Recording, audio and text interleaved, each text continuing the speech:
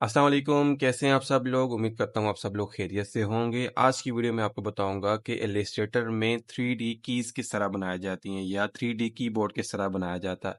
तो आइए आज की वीडियो स्टार्ट करते हैं। सबसे पहले मैं जाता हूँ फाइल में, न्यू में, और अपना कोई भी एक आर्टबोर्ड क्रिएट कर लेता हूँ। आर्टबोर्ड क्रिएट करने के बाद मैं आता हूँ, सबसे पहले अपने आर्टबोर्ड पे अपना एक बैकग्राउंड बना लेता हूँ।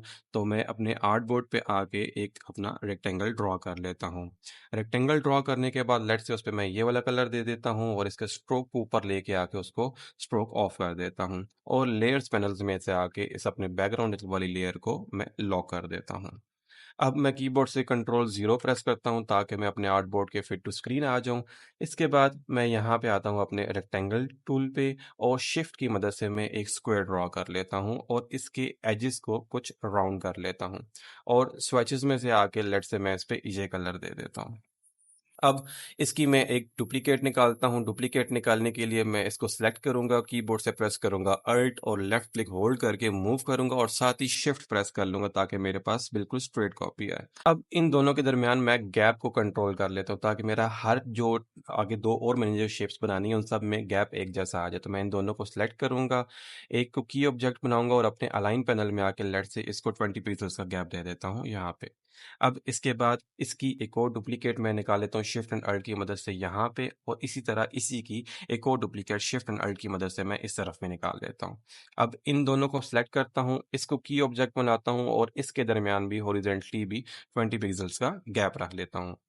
सेम इसी तरह इन दोनों को सिलेक्ट कर लेता हूँ और इसको की ऑब्जेक्ट बना के इन दोनों के दरमियान भी मैं 20 पिक्सल्स का गैप रख लेता हूँ हॉरिजॉन्टली। अब मेरी शेप्स के दरमियान जो गैप है वो इक्वल हो चुका है। अब मैं अपना टेक्स्ट लिखता हूँ। लेट्स से मैं अपने टाइप टूल में आता हूँ। आप सिंपल कीबोर्ड से टी प्रेस करेंगे तो आप अपने टाइप टूल में आ जाएंगे। तो मैं यहाँ पे लिख लेता हूँ अप, और इसको यहाँ से आके इसके करेक्टर पैनल में आके इसका जो पहले टाइप फेस है वो मैं कर लेता हूँ पॉपिंस, और पॉपिंस बोल्ड कर लेते हैं और इसका जो साइज है वो मैं कर लेता हूँ 30 पॉइंट्स का, और इसका जो कलर है वो मैं रख देता हूँ वाइट। और लेट्स से इसको एक मैंने यहाँ पे रख दिया, इसकी एक डुप्लीकेट यहाँ पे और एक यहाँ पे, और कंट्रोल डी लास्ट सेक्शन मैंने रिपीट कर दिया। यहाँ पे मैं लिख देता हूँ लेफ्ट, फिर उसके बाद मैं यहाँ पे लिख देता हूँ डाउन, और फिर यहाँ पे मैं लिख देता हूँ राइट। अब मैं इन सारे जो टेक्स्ट है मेरे इन सब को सिलेक्ट करूंगा। एक टेक्स्ट को सिलेक्ट किया, शिफ्ट की मदद से बाकियों को भी सिलेक्ट कर दिया, राइट क्लिक किया और इन से आके मैंने इसको कर दिया क्रिएट आउटलाइन। आउटलाइन क्रिएट करने के बाद अब मैं इन दोनों को सिलेक्ट करूंगा, इसको की ऑब्जेक्ट बनाऊंगा और टेक्स्ट को मैं इसके हॉरिजॉन्टली और वर्टिकली सेंटर में अलाइन कर लेता हूँ। सेम प्रोसेस मैं इनके साथ भी यही करूंगा।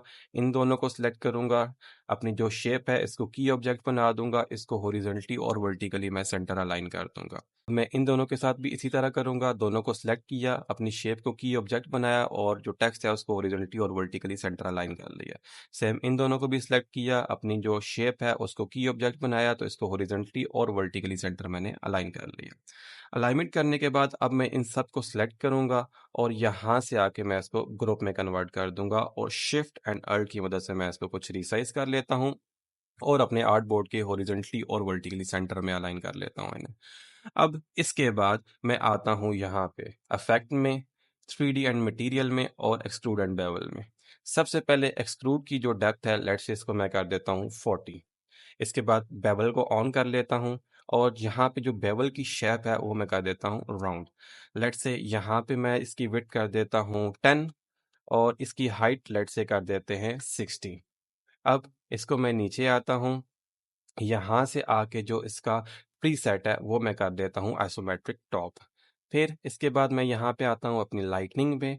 लाइटनिंग में आने के बाद सबसे पहले इसकी इंटेंसिटी को लेट से मैं कर देता हूँ, थोड़ा सा इसको इंक्रीज कर देते हैं। लेट से मैं 90% कर देता हूँ। फिर उसके बाद जो इसकी रोटेशन है 150 कर देते हैं और इसकी हाइट को भी लेट से 60 डिग्री तक कर देते हैं। और थोड़ा सा नीचे आते हैं जी, यहाँ पे इसकी शेडोज़ को ऑन कर देते हैं और यहाँ से जो पोजीशन है शेडोज़ की वो बिहाइंड ऑब्जेक्ट कर लेते हैं और इसका जो थोड़ा सा डिस्टेंस है वो हम थोड़ा सा कंट्रोल कर लेते हैं। ये सब कुछ सेटिंग करने के बाद अब मैं यहाँ पे आ जाऊँगा, इसको कर दूँगा रेंडर विद रे ट्रेसिंग। जैसे ही इस पे मैं क्लिक करूँगा, इलस्ट्रेटर अपनी थोड़ी-सी प्रोसेसिंग करना स्टार्ट कर देगा और फिर अपनी प्रोसेसिंग करने के बाद उसको आपका जो रिज़ल्ट है उसको फाइनलाइज़ कर देगा। जैसे कि अब आप देख सकते हैं कि अपनी ये प्रोसेसिंग कर रहा है, ये अब कुछ ही सेकंड्स में अपना जो रिज़ल्ट है उसको फाइनलाइज़ कर देगा। लेकिन आप लोगों ने मेक श्योर करना है कि आपका जो सिस्टम है वो इसको सपोर्ट कर रहा हो। अगर आपने जो शेप्स हैं आपके पास ज़्यादा है और इफ़ेक्ट्स आपके पास उसके ऊपर ज़्यादा लगा दिए हैं, तब आपका सिस्टम हैंग हो सकता है, जैसे कि अभी मेरा थोड़ी देर के लिए हुआ है। तो ये आप देख सकते हैं कि ईज़िली आपने इलस्ट्रेटर में जो कीबोर्ड है, 3D कीबोर्ड आपने बना लिया है। उम्मीद करता हूँ आपको आज की वीडियो पसंद आई होगी। अगर आपको आज की वीडियो पसंद आई है तो लाइक, कमेंट और शेयर कर दें और अगर अभी तक आप लोगों ने मेरे चैनल को सब्सक्राइब नहीं किया तो काइंडली सब्सक्राइब भी कर दें। Thank you. अल्लाह हाफ़िज़।